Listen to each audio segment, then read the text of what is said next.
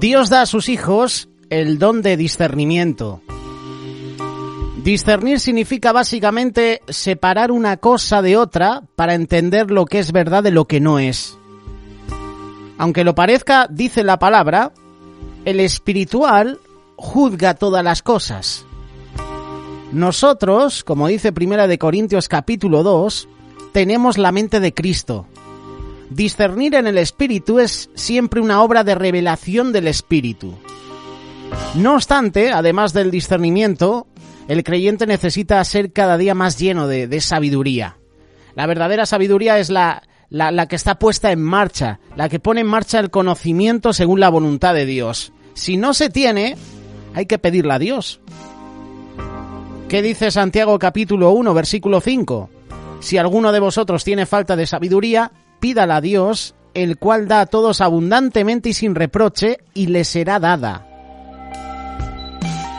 Aquí se nos promete que se nos va a dar sabiduría. Si se la pedimos a Dios, Él la va a dar abundantemente. ¿Qué pidió Salomón cuando el Señor le dijo, ¿qué quieres que te dé? Salomón podía haber pedido de todo, pero no pidió sabiduría para poder juzgar al pueblo. Y el Señor le dije, mira, bien has pedido. No solo te voy a dar sabiduría, te voy a dar todo esto. En estos tiempos finales hay que discernir más que nunca. ¿Por qué nos es tan necesario discernir? Muy fácil, porque dados los tiempos, cuando más nos acercamos al final de esta dispensación, cuando estamos llegando al final de estos tiempos, el enemigo trabaja más con el fin de engañar, si fuera posible, aún a los escogidos. Como dice Mateo capítulo 24, versículo 24. Dice la carta de Judas, vosotros, amados, tened memoria de las palabras que antes fueron dichas por los apóstoles de nuestro Señor Jesucristo, los que os decían, en el postrer tiempo habrá burladores que andarán según sus malvados deseos. Lo puedes leer en la carta de Judas, en el versículo 17. Judas se estaba refiriendo a Pablo cuando dijo, pero el Espíritu dice claramente que en los postreros tiempos algunos apostatarán de la fe, escuchando a espíritus engañadores y a doctrinas de demonios. Judas estaba aquí mencionando a Pablo. No lo dice por su nombre, pero menciona a Pablo. Pablo era perseguidor, era apóstata de la fe. Judas también se refiere a esas personas que tenemos hoy en nuestra sociedad, que escucharán a espíritus engañadores, incluso falsos profetas, falsos pastores, que escuchan incluso doctrina de demonios. Pablo añade en 1 de Timoteo capítulo 4, verso 1, también debes saber esto, que en los postreros días vendrán tiempos peligrosos, porque habrá hombres amadores de sí mismo, avaros, vanagloriosos, soberbios, blasfemos, desobedientes a los padres, ingratos, impíos, sin afecto natural, implacables, calumniadores, interperantes, crueles, aborrecedores de lo bueno, traidores, impetuosos, infatuados, amadores de los deleites más que de Dios, que vendrán con apariencia de piedad, pero negarán la eficacia de ella. A estos dice Pablo a Timoteo, hoy nos dice a ti y a mí, a estos evita. Yo aquí puedo entender que esto se trata de presuntos cristianos, presuntos hermanos, pero que por su fruto llegan a mostrar que no lo son de verdad, o al menos están sumamente engañados. Por todo ello, necesitamos discernimiento para saber quiénes son esos hermanos. El diablo sabe que le queda poco tiempo. Ahora más que nunca es cuando la Iglesia de Jesús debe sacudirse todo el polvo, quitarse la suciedad de encima. Ahora más que nunca, tú y yo necesitamos ser más sabios, debemos ser más prudentes. Acordémonos de esas palabras de Jesús, Mateo capítulo 10, verso 16. He aquí yo os envío como ovejas en medio de lobos. Sed pues prudentes como serpientes y sencillos como palomas. A mí hay un programa que siempre me gusta y lo veo aquí en televisión en España, no sé si en América Latina o en Estados Unidos emite, es de Will Frank. Es un español que se dedica a buscar animales y le da igual encontrarse con una serpiente. Él se pone frente a ella y la coge, la agarra, juega con los animales. ¿Qué hace una serpiente? Una serpiente es prudente, ¿verdad? Una serpiente está siempre en guardia. Una serpiente la intentas coger, la intentas tocar y te ataca. Frank Cuesta lo que hace es prácticamente eso, intentar coger la serpiente, y veo que la serpiente está preparada para morder, para atacar. Incluso cuando va por la parte de atrás, la serpiente se gira. La serpiente es prudente. ¿Y qué decir de la paloma? Sencilla, ¿verdad? ¿Cuántas veces hemos visto palomas en las plazas? 100 de veces, ¿verdad? Aquí Jesús nos está comparando con ellas. Nos compara con animales. Dice, he aquí yo os envío como ovejas en medio de lobos. Y sigue hablando de animales. Sed prudentes como serpientes. Sed sencillos como palomas. Así como Dios tiene sus colaboradores, tal y como leemos en 1 Corintios capítulo 3, verso 9,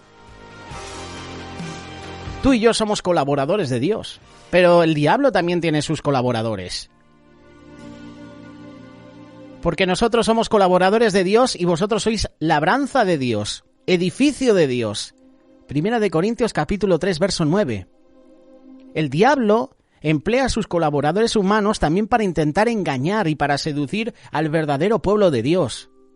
Puedes leer en 2 Corintios capítulo 11, versículo 13 en adelante, falsos apóstoles, obreros fraudulentos que se disfrazan como apóstoles de Cristo. Y no es maravilla, porque el mismo Satanás se disfraza como ángel de luz, así que no es extraño si también sus ministros se disfrazan como ministros de justicia, cuyo fin será conforme a sus obras. Estos colaboradores del diablo, a través del engaño, pueden llegar a infiltrarse entre el pueblo de Dios para frenar la obra de Dios. En las últimas semanas lo hemos visto en los personajes bíblicos cuando hemos hablado de Naamán y sus enemigos, como en uno de los momentos los enemigos se querían infiltrar, como si fueran judíos, para destruir desde dentro. Eso es lo que quiere hacer también el diablo hoy en día, en las iglesias, infiltrarse por medio de falsos maestros, falsos pastores, falsos apóstoles. Lamentablemente muchos, a causa de su falta de discernimiento, su falta de rectitud de corazón, son usados por el diablo sin darse cuenta. O dándose cuenta también. El espíritu que debe prevalecer entre los cristianos es el de la verdadera unidad. Y de eso es lo que te quiero hablar, la unidad. Es lo que la Biblia llama la unidad del espíritu. Dice así la palabra: yo pues, preso en el Señor, os ruego que andéis como es digno de la vocación con que fuisteis llamados, con toda humildad y mansedumbre, soportándoos con paciencia los unos a los otros en amor, solícitos en guardar la unidad del espíritu en el vínculo de la paz. Un cuerpo, un espíritu, como fuisteis también llamados en una misma esperanza de vuestra vocación. Solícitos en guardar la unidad del espíritu. Aquí hay un mandamiento que existe de parte de Dios para nosotros, que es el de guardar la unidad del espíritu. Somos un solo cuerpo, y esa es nuestra vocación, es decir, nuestro llamamiento. ¿Cuál sería entonces el espíritu contrario al de la unidad? Evidentemente, la división. El espíritu de división. Hay hermanos que solo saben dividir. Y como dice Juan Antonio en su libro Perlas de Sabiduría en traje de faena, hay unos que suman y multiplican en la iglesia, en la congregación, pero hay otros que restan y dividen. ¿Tú en qué grupo estás? ¿En los que suman y multiplican o en los que restan y dividen? La manera más sencilla de frenar la obra de Dios es trayendo división al cuerpo de Cristo. Y esta división, que es la obra del diablo, la transmiten la gente que supuestamente está a favor de la unidad. Tristemente es así. Verás a hermanos que profesan unidad, pero desde dentro dividen.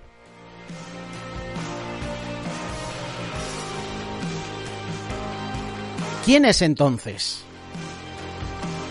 Simplemente aquellos que aparentan lo que es, pero no lo son.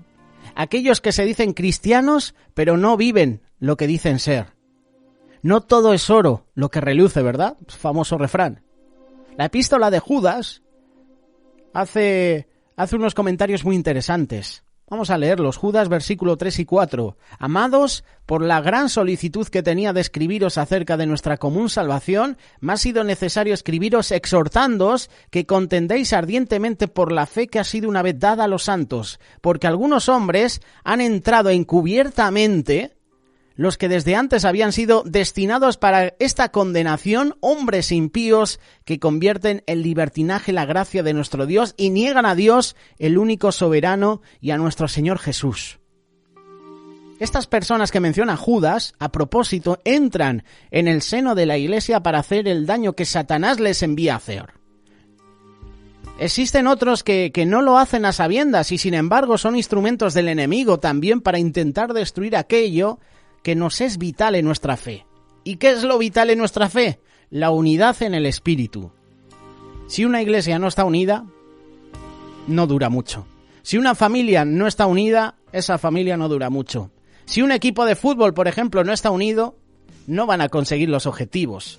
No van a conseguir la Liga, no van a conseguir la Copa del Rey, no van a conseguir la Liga de Campeones. Si no hay unidad en un equipo, en un vestuario, pocos resultados positivos van a conseguir. Cuidado con los que dividen. El apóstol Pablo hace una clara advertencia a todos aquellos que son divisionarios. Lo puedes leer en 1 Corintios, capítulo 3, verso 16. ¿No sabéis que sois templo de Dios y que el Espíritu de Dios mora en vosotros? Si alguno destruyere el templo de Dios, Dios le destruirá a él, porque el templo de Dios, el cual sois vosotros, santo es. ¿No te has hecho la pregunta de por qué Pablo hablaba así? Es muy fácil. Yo puedo entender que en la iglesia esta de Corinto existía ese espíritu de división. Había hermanos que dividían. Lo eran debido a su extrema inmadurez. Otros porque buscaban lo suyo propio. ¿Qué dice 1 Corintios capítulo 3, verso 1? Habla de los inmaduros. De manera que yo, hermanos, no pude hablaros como a espirituales, sino como a carnales, como a niños en Cristo. Os di a beber leche y no vianda, porque aún no erais capaces, ni sois capaces todavía, porque aún sois carnales. Pues habiendo entre vosotros celos, contiendas y disensiones, ¿no sois carnales y andáis como hombres? Porque diciendo el uno, yo ciertamente soy de Pablo, y el otro, yo soy de Apolos, ¿no sois carnales? Es decir, que en esta iglesia de Corinto había celos, contiendas, disensiones. Eran inmaduros todavía. Se les estaba dando la leche. Los cristianos inmaduros manifiestan su inmadurez a través de celos. ¿Cuántas veces hemos mostrado celos ante hermanos, Hermanos que llegan por primera vez a la iglesia y se asientan y a los pocos meses ya están tomando responsabilidades. Y uno siente celos, uno siente envidias, ¿verdad? Yo llevo aquí mucho tiempo, llevo años y sigo en el mismo sitio.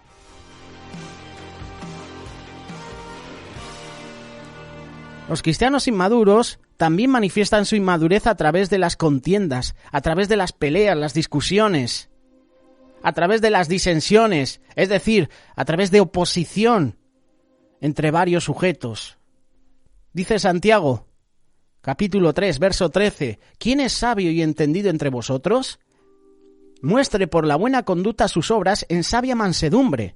Pero si tenéis celos amargos y contención en vuestro corazón, no os jactéis ni mintáis contra la verdad, porque esta sabiduría no es la que desciende de lo alto. Mira lo que dice Santiago. Esta sabiduría es terrenal, animal, diabólica, porque donde hay celos y contención, allí hay perturbación y toda obra perversa. Si en tu iglesia hay celos, hay contiendas, hay disensiones, allí hay perturbación y toda obra perversa. ¿Y quién dirige eso? El diablo.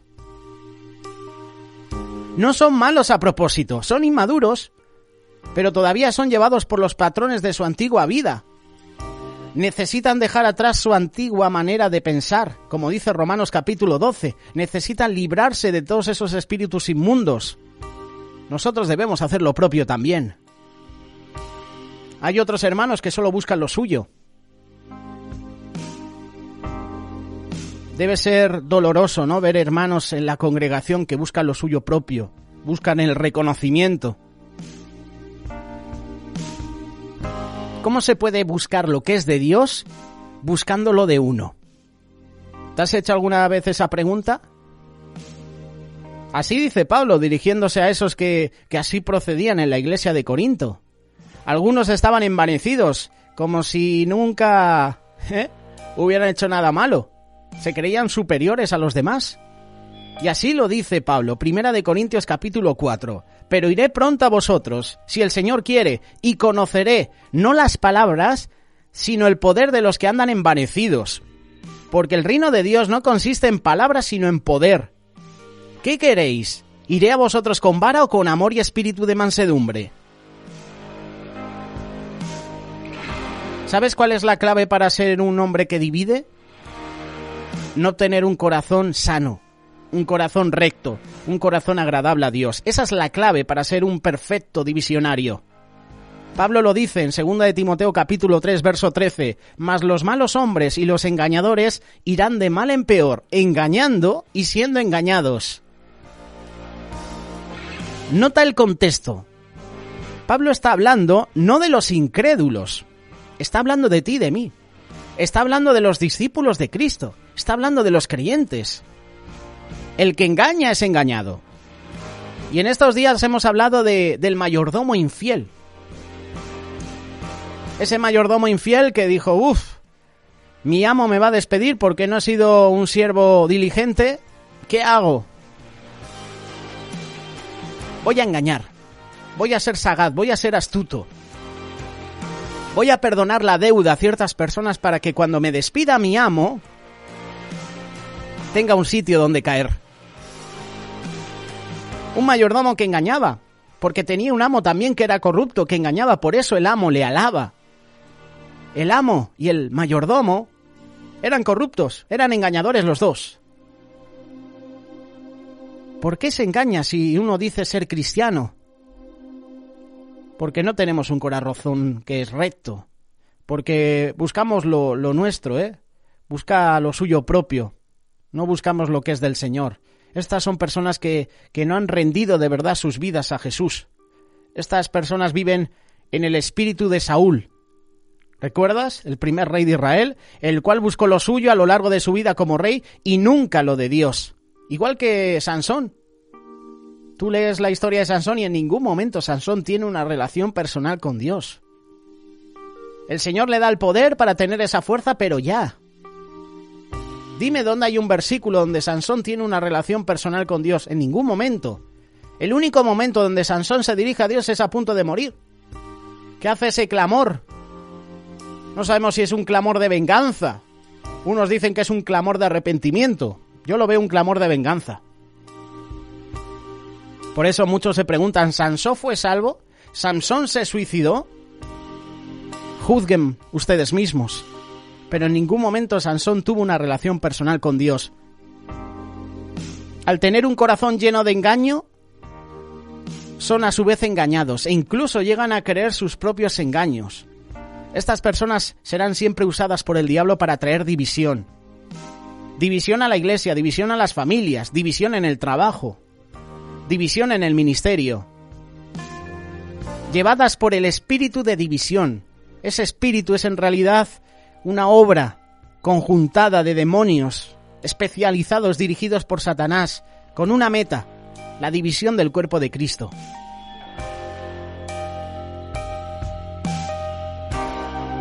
Resumiendo la reflexión, nos es imprescindible discernir. Dados los tiempos que corren, tenemos que pedir al Señor discernimiento, sabiduría, saber qué hermanos hay en la congregación infiltrados que se dedican a dividir el cuerpo de Cristo. Así como Dios tiene sus colaboradores, el diablo también tiene los suyos. Y muchos de ellos ni siquiera se aperciben de ello, otros sí. ¿Y dónde los tenemos? En la iglesia, infiltrados. Así como los verdaderos cristianos debemos ser solícitos en guardar la unidad del espíritu. Los falsos cristianos hacen todo lo contrario, traen división a la iglesia. Y el espíritu de división no viene de afuera de la iglesia, está adentro.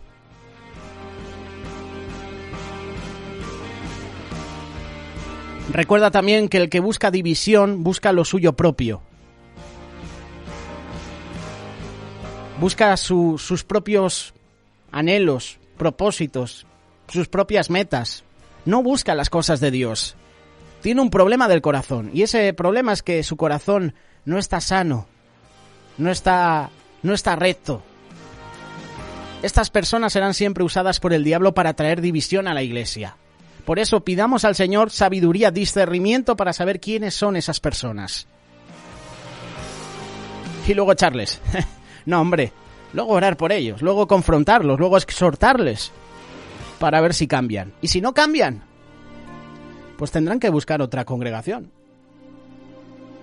Hoy hablando sobre la división. Pídele al Señor sabiduría, pídele al Señor discernimiento.